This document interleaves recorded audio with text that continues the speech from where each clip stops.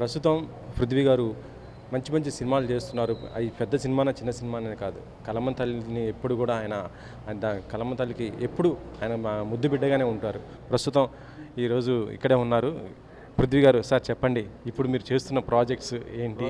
అంటే ఒక 2023 నుంచి 22 నుంచి తమిళ్ 23లో రిలీజ్ అయ్యింది వీరధీర సూరన్. విక్రమ్ హీరో, నేను మెయిన్ విలన్ చేశాను. ఇప్పుడు వెట్రిమారన్ గారిది, సుందర్ సి గారిది, అలాగే మా ఎస్జే సూర్య గారు చాలా రోజుల తర్వాత డైరెక్షన్.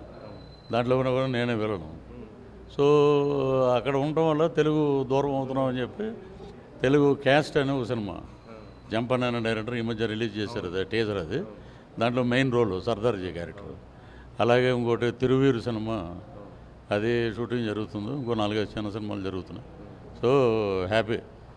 సినిమాల్లో బిజీగా ఉన్నారు, మరి ఒకవైపు పాలిటిక్స్లో కూడా మంచి బిజీగా మళ్ళీ ఇదవుతున్నారు కదా.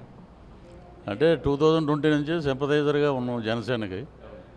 అన్ని వీడియోలు చేసుకుంటూ ప్రభుత్వ వైఫల్యాన్ని ఎండగట్టడం, గట్టిగా మాట్లాడే అన్నీ చేస్తే 24కి ఇంకా ఒక ఎలక్షన్కి 100 రోజులు ఉందనగా అప్పుడు పార్టీ కండువ పవన్ కళ్యాణ్ గారు పిలిచి వేశారు. అప్పటి నుంచి జనసేనలో ఇప్పుడున్నారు. ఏదైనా పదవి మళ్ళీ అంటే గతంలో చేశారు, ఇప్పుడు మళ్ళీ ఎందుకంటే మీలాంటి వాళ్ళు ముందుంటే ఇంకో ఎంత అగ్రెసివ్గా ఉంటుంది, డెవలప్మెంట్ కూడా ఉపయోగపడుతుంది కదా, ఇండస్ట్రీ కూడా ఉంటుందని. అంటే ఆయన నాతో అన్నది ఏంటంటే, పృథ్వీ గారు మీరు ఏదైనా ఆశిస్తున్నారని అంటే నేను అలా ఆశించను సార్. అది ఏదైనా పదవి వస్తే అక్కడి వరకే ఉంటారు. జన సైనికుడు అయితే మొత్తం రాష్ట్రం మొత్తం తిరగచ్చు. కాబట్టి నాయకుడిగా ఉండటం నాకు ఇష్టం లేదు, సైనికుడిగా ఉండటమే నాకు కావాలని చెప్పి ఆయన చాలా హ్యాపీగా ఫీల్ అయ్యారు. ఆయనకు తెలుసండి రైట్ టైము ఎవరికి ఏమి ఇవ్వాలనేది ఆయనకు తెలుసు.